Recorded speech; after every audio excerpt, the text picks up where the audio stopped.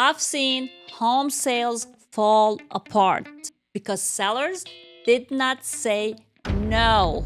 And let me tell you, sometimes the difference between a smooth closing and a nightmare deal is one simple word: no. Some buyer requests seem harmless, but saying yes can lead sometimes to disaster. I've seen sellers lose money, time, and even the home they thought they were about to sell, all because they agreed to something they shouldn't have. That's why today's video is so important. You will know exactly when to stand your ground and protect your sale. So today, I'm sharing the craziest buyer's requests I've seen and when sellers absolutely need to say no. So let's talk about the different ones. Price drops that does not make sense. Early access nightmares. Buyers who aren't even qualified. And outrageous inspections requests, contingency traps, and plenty others. And more. So stick around to the end because I also will share one key contract clause that protects sellers from getting stuck in limbo with buyer who may never close the deal on your home. So let's go over the wild buyer's requests and how to say no. By agreeing to massive price drop. Here's the first big one: agreeing to a huge price drop just to make the deal work. I've seen sellers panic. They get an offer way below asking, and the buyer says, if you want to sell, this is it. Out of fear, some sellers say yes. But here's the problem. Once you set that precedent, the buyer feels they can push you on everything. You have to know your market, look at the comparable sales, talk with your real estate agent about realistic pricing. Yes, sometimes adjustments make sense, but never agree to slash your price just because you are nervous. That's not negotiation. That's giving away your equity. The second one that I like to talk about is allowing early access before closing. This one is huge. Buyer asks, can we move a few things in? Or can we start painting before closing? Or can we store our furniture in the garage until we close? It sounds harmless, but here's what happens if the deal falls through. You're left with someone else belonging in your home. Worse, if they damage the property, guess who pays? You. So I've seen sellers get burned badly by this.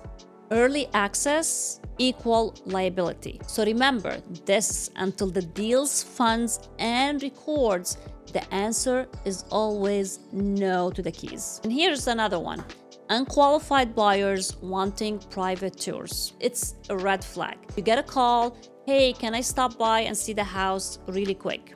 No agent, no pre-approval, no proof that they're even serious. This is a risk, not only for your safety, but for your time. Serious buyers work through agents. They are approved and they follow the process.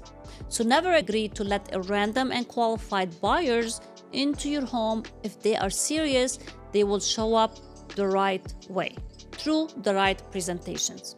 And let's talk about over-the-top inspection repair demands.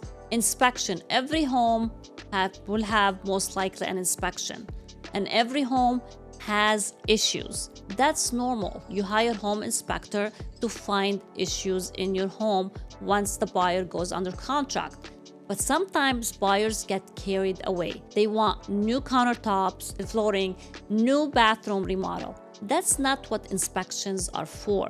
You as a seller, you should only focus on legitimate issues like health and safety or structural. Agreeing to cosmetic demands, that eats up your profit and delays your sale. So remember, inspections are about safety, not style. And here's a good one: letting buyers dictate closing terms. Another mistake I've seen sellers make is letting buyers run the timeline. Buyers ask for extremely long closing periods or endless contingencies with no clear deadlines. Meanwhile, your life is on hold, you cannot move forward, and you cannot list with anyone else. So never agree to terms that lock you into uncertainty. Push for fair timelines.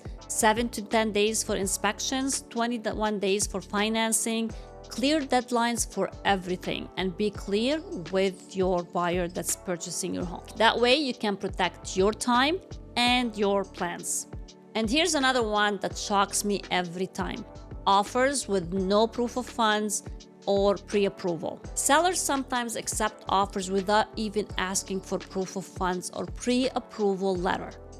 What happens? You waste weeks, then the last minute the buyer cannot qualify. So never take a buyer seriously without the appropriate documentations. No pre-approval, no offer. Is that simple. And let's talk about a sneaky one, waiving important sellers' protections. Buyers sometimes ask you to waive protections built into the contract, like earnest money deposit or firm deadlines. Those protections are there for a reason. They keep the buyer accountable. Without them, buyers can drag things out or walk away with no consequences. So never agree to give up the tools that protect you. And I see buyers bringing in their own entire entourage. Now, this is one, it may sound small, but it matters. I've seen buyers bring parents, cousins, contractors, friends, neighbor, 10 people walking through a house like it was a parade. The more people, the higher the risk for damages, missing items, and worst of all, too many opinions killing the deal. So limit the showings to serious buyers and their agent. It keeps your home secure and deal focused. And let's talk about unreasonable requests to include personal property. I've seen buyers ask for unreasonable requests to include personal property. Buyers always love to ask for extras. They want those extras. And sometimes it's fine, a fridge, washer, dryer, but I've seen buyers ask for couches, even family antiques. Remember, your furniture is not part of the sale unless you agree. And once you sign it away, it's gone. So unless you're okay losing it, say no.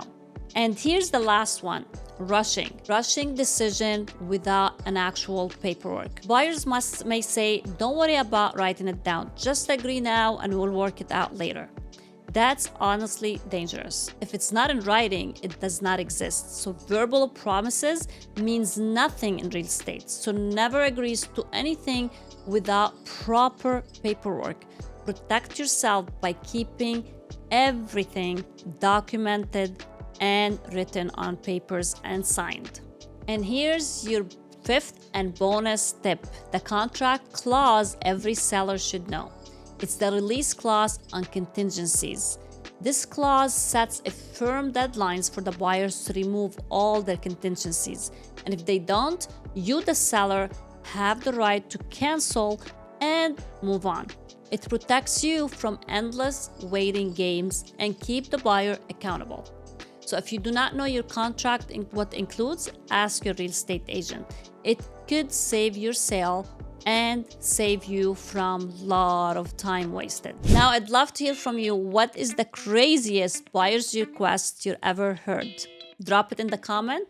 I might even feature it in future videos. And if you're selling right now, don't go in blind. And don't forget, hit that subscribe button. That way you'll never miss my next video and how to sell smarter in today's market.